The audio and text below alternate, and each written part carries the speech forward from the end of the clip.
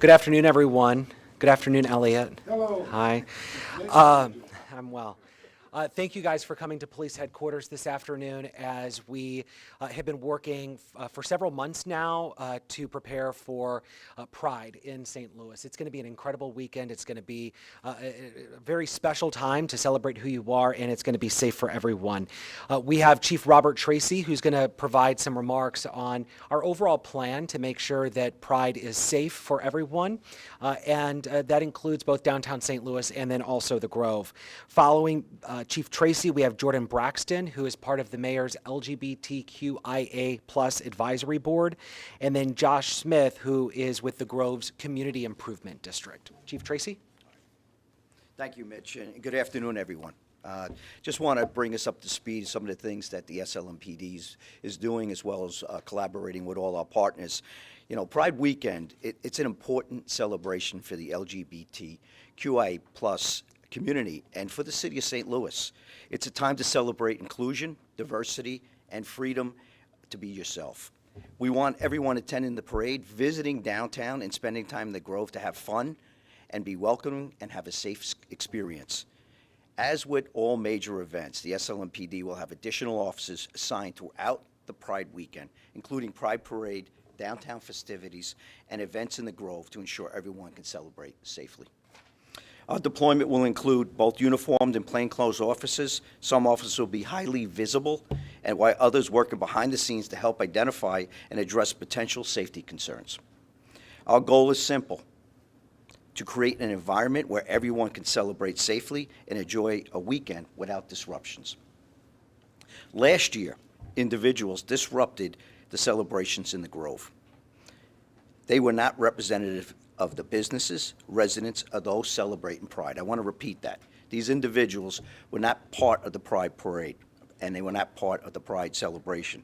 The outside agitators disrupted the area and engaged in dangerous behavior that placed attendees, officers, and our community at risk. We have worked closely with our community partners and our stakeholders to plan this year's events and enhance public safety measures. Dangerous and disruptive or unlawful behavior will not be tolerated, and officers will take appropriate actions when necessary. For the safety of everyone, Manchester will be closed between Sarah and Boyle on Saturday and Sunday around 6:30 p.m.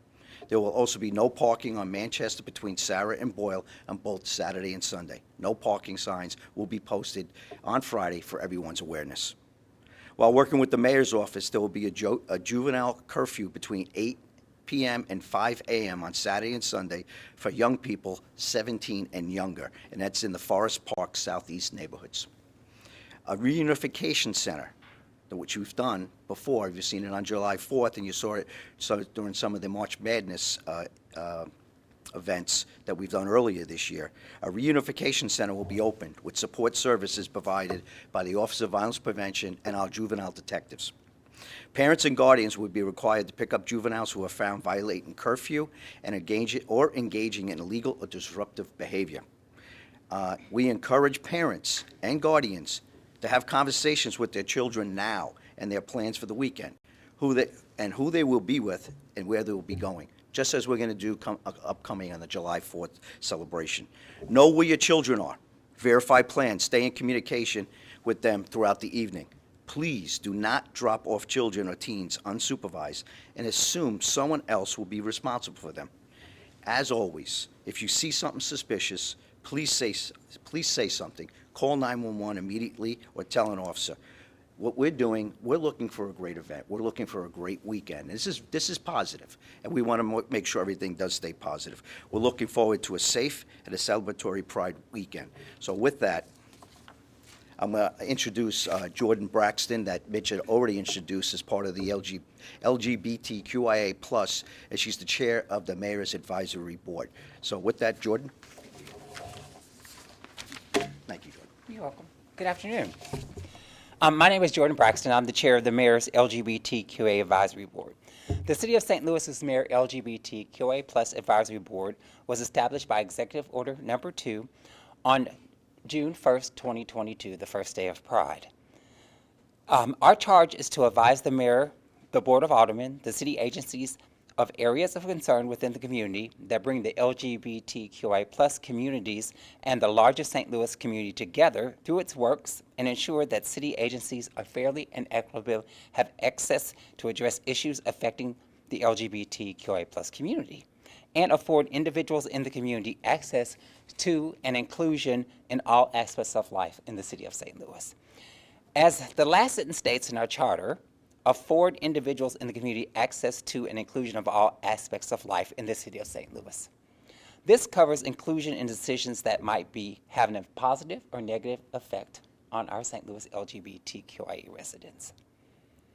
Inclusion in the process means to have a seat at the table, the ability to advise our elected officials on how these decisions may affect our community. We as a board were not given the chance to consult on the ramifications of the decisions of the situation, and that's why we're here now.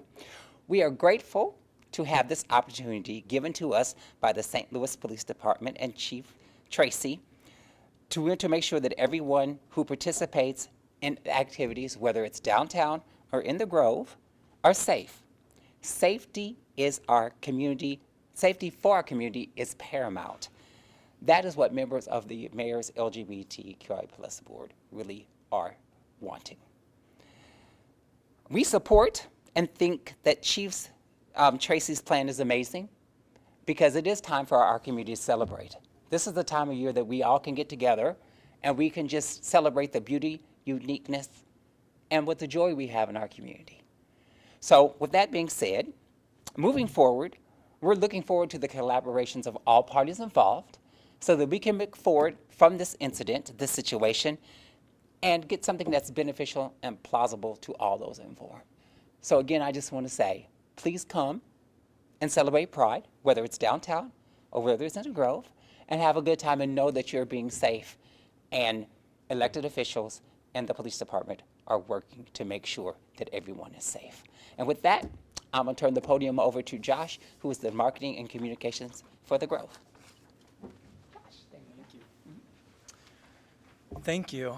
The Grove is such an important neighborhood here in St. Louis. It is the bedrock, a very important bedrock in the community or for the LGBTQIA plus community. It's a place where people from all across St. Louis, part of the LGBTQIA community, and not come to celebrate together. It's a place where people can truly be seen for who they are and be comfortable living out loud. This weekend, many will go downtown to celebrate Pride officially at the official Pride celebrations. And as those draw to an end, many will continue celebrating in the Grove. It's an important time for those to come to the Grove to enjoy our restaurants, our bars, and celebrate. And we have one goal this weekend. The goal is for everyone to be safe. It's for everyone to feel welcome. And it's for everyone to be able to celebrate joyfully. We're very grateful for the city, for Chief Tracy and SLMPD for recognizing how important a weekend this is, for investing additional resources, and sharing the same goal that we have, which is having a safe and successful and joyful Pride for all. Thank you.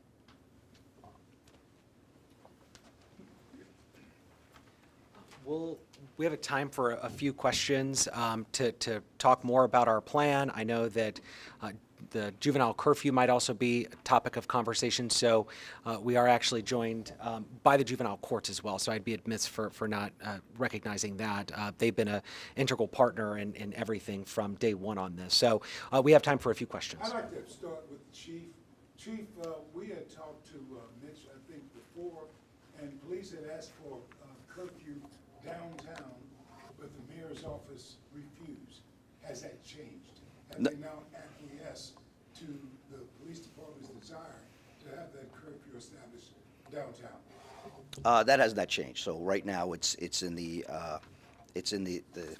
Forest Park Southeast neighborhood as we speak right now. So nothing. Why was it important to have it downtown? Well, I think important downtown because a lot of the things that are going to happen, we see downtown always. There's not a social construct downtown. It's businesses that run it, and so I'm a big believer in making sure we can keep juveniles safe if they choose coalesce, and we want to keep them safe. We want to make sure that they have guardians, parents or guardians with them, so they can also be safe after hours, and that large groups coalesce from all parts of the region. So I think it's important that we do have a curfew. Right now, that's not in place. But we will make sure that we'll continue to do the job we do every weekend, and then it's a continued conversation on those things. So that's where we're at this time. Are you frustrated that that didn't get granted? You know what? We are very professional in the St. Louis Metropolitan Police Department.